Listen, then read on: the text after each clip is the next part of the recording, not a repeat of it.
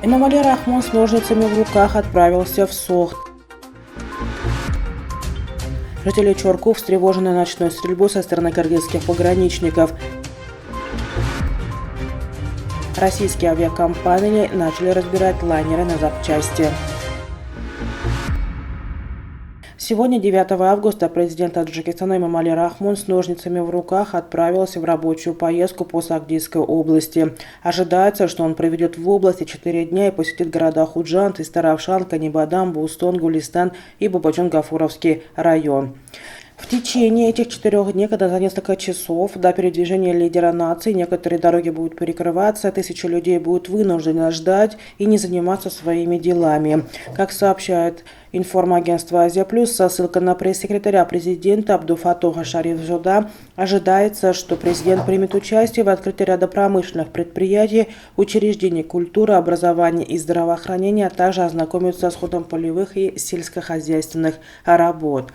Обычно промышленные предприятия, которые президент открывает с помощью своих ножниц, а на его рабочую поездку пышные встречи, поклоны, танцы и пение в его присутствии тратятся миллионы суммони, перестают функционировать спустя несколько месяцев или даже несколько дней. И если ни одного промышленного предприятия не найдется, местные власти отбирают какое-нибудь здание у владельца на несколько дней, приносят сюда несколько швейных машинок, сажают за эти машинки швей, и лидер нации перерезает ленточку, якобы открывая это промышленное предприятие. Как только лидер нации уходит, швейные машинки возвращаются владельцам, а швей, которые были обеспечены работой, идут домой. Как сообщают источники сайта Пайом, в Хатлонской области есть 20-30 специальных швейных машинок, которые совершают рабочую поездку из одного района в другой во время каждой поездки лидера нации в эту область. Количество швейных фабрик, открытых во время правления Рахмона, достигло 1000, но до сих пор 98% одежды населения импортируются из других стран. Бывали и случаи, когда некоторые швейные фабрики открывались президентом в одном и том же месте по 2 и даже 3 раза с разницей в несколько лет. Или власти заставляют встречать лидера несколько бедных фермеров, которые добились определенных успехов в сельскохозяйственном секторе и создали сады или сельхозугодия, и показывают его инновационные сады как достижение местных властей под руководством великого лидера нации. Судя по всему, в ходе 4-дневной поездки Рахмона в Сагдийскую область власти не смогли найти достаточное количество промышленных предприятий, поэтому планируется открытие швейных фабрик и посещение садов и сельхозугодий. Пресс-секретарь президента сообщил, что президент в частности примет участие в открытии здания швейной фабрики, цеха по изготовлению изделий ручной работы и ковров и шелка, и фабрики по производству бумаги в городе Бустон. Также, по словам Шарифзода, в Истаравшане глава государства примет участие в открытии многопрофильного промышленного производственного предприятия и ООО «Текстильно-швейное предприятие Нури Истаравшан». В городе Канибадам с его участием откроется завод по переработке сухофруктов на ОАО «Канибадам». Также планируется, что лидер нации примет участие в открытии школ, медицинских и административных центров, жилых домов в ряде других городов и районов, новые школьные здания или, скорее, в основном учебные классы, административно-медицинские центры планируются за несколько месяцев до поездки президента в регионы, строятся усилиями местных предпринимателей под давлениями и угрозами местных властей или усилиями и средствами местных жителей методом Хашара. После все это приписывается непосредственному вниманию и напутствию великого лидера нации, и сам он этим гордо хвастается. Жители сельского джамата Чорку города Исфары серьезно встревожила ночная стрельба со стороны кыргызских пограничников в лечебной зоне Кумазор.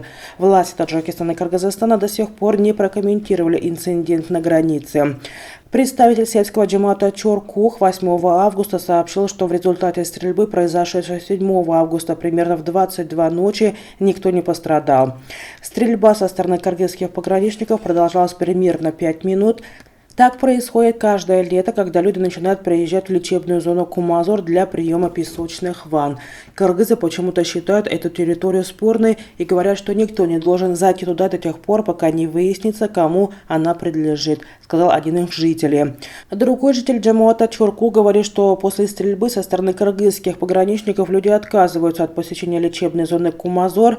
В прошлом году после перестрелки здесь, в Кумазоре, состоялись переговоры между пограничниками и местными властями. Мы думали, что власти Таджикистана и Кыргызстана тогда решили эту проблему, и больше вопросов с посещением Кумазора не возникает. Оказывается, нет. На самом деле больше всего беспокоит безопасность наших детей, подчеркнул он. Российские авиакомпании, в том числе контролируемым государством Аэрофлот, начали разбирать лайнеры на запасные части, которые они не могут покупать за рубежом из-за западных санкций, передает Reuters со ссылкой на 4 источника в авиаотрасли.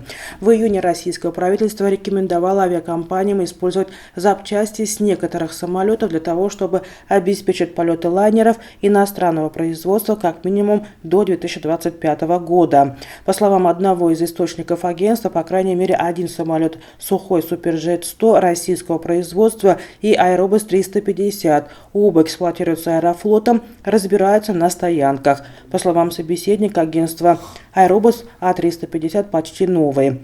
Почти 80% парка самолетов Аэрофлота состоит из Боинг и Аэробус. На конец прошлого года авиакомпания насчитывала 134 Боинг и 146 Аэробус, а также почти 80 самолетов Сухой Суперджет-100 российского производства.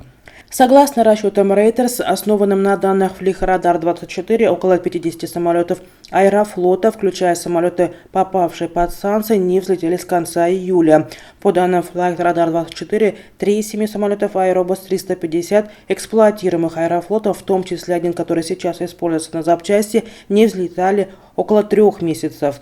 На Земле есть неиспользуемые самолеты, которые могли быть демонтированы, сказал второй источник агентства в отрасли.